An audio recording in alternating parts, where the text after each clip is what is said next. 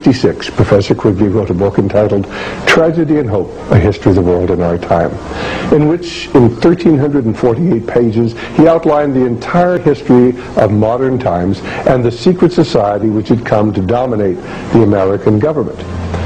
The book was published by Macmillan Company. In fact, it was so revealing that almost immediately the publishing house was bought up, and someone who worked for the new publisher destroyed the plates to the first half of Professor Quigley's book.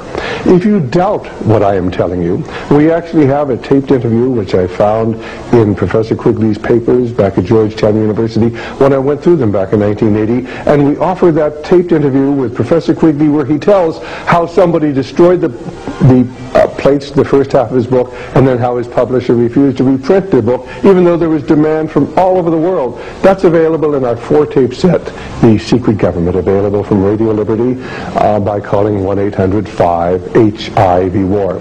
Now, of course, the Council on Foreign Relations is not the only organization working behind the scenes to change America from a free society into a corporate socialist or fascist society. There are many organizations, and that story is told in our video entitled The Brotherhood of Darkness, and the true story of the murder behind the Orient Express, and of course is contained, at least the soundtrack, in our 4-tape set, Secret Societies.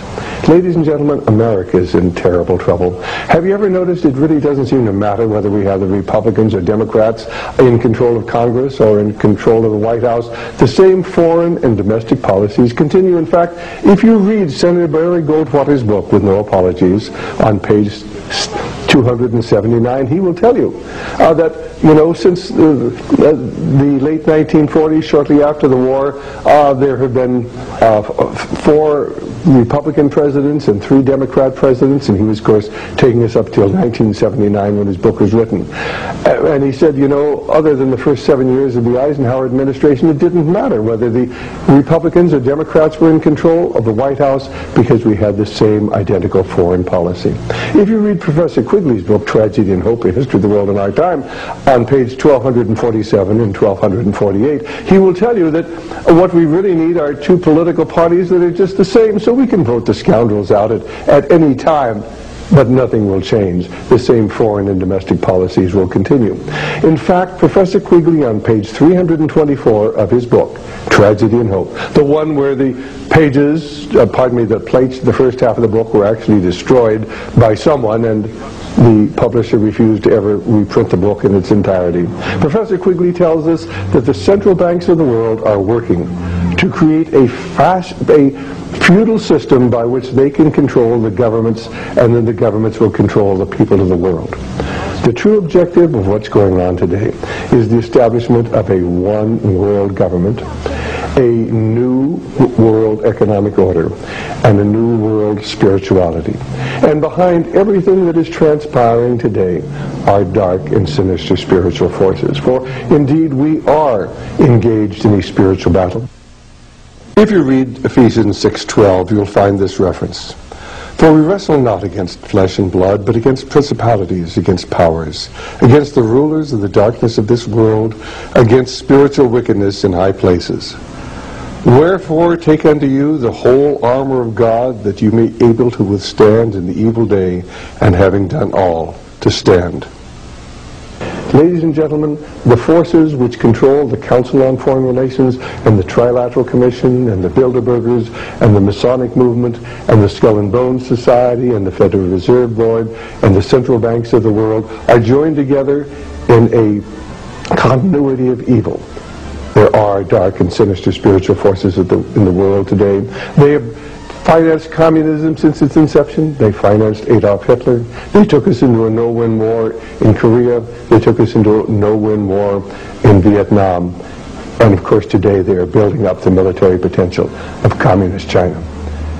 Will America survive as a free nation? Only if the people of this nation are willing to join together and become informed, become involved in the political process, first of all to understand it's a spiritual battle, to come to understand why America was a great Christian nation at one time, and then how we lost that freedom.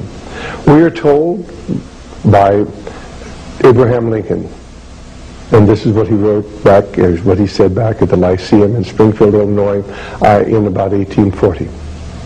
At what point should we expect the approach of danger? By what means should we fortify ourselves against it? Should we expect some transatlantic giant to step the ocean and crush us with a blow? Never. All the armies of Europe and Asia combined could never by force take a drink from the Ohio or make a mark on the Blue Ridge.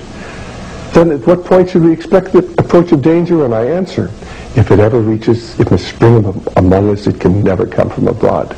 If destruction be our lot, we ourselves must be its authors and its finishers. As a nation of free men, we shall live on through all time or die by suicide.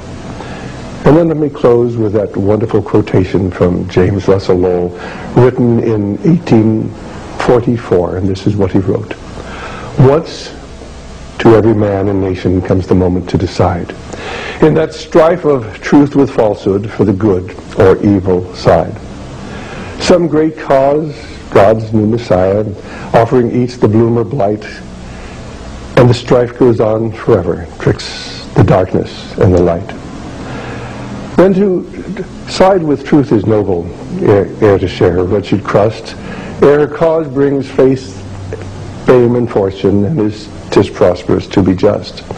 Then it is the brave man chooses, while the coward stands aside, until the multitudes make virtue of the faith they have denied. Though the cause of evil prospers, yet his truth alone is strong. Though our portion be the scaffold, and upon the throne be wrong. But that scaffold sways the future, for in the dim unknown standeth God within the shadows, keeping watch above his own.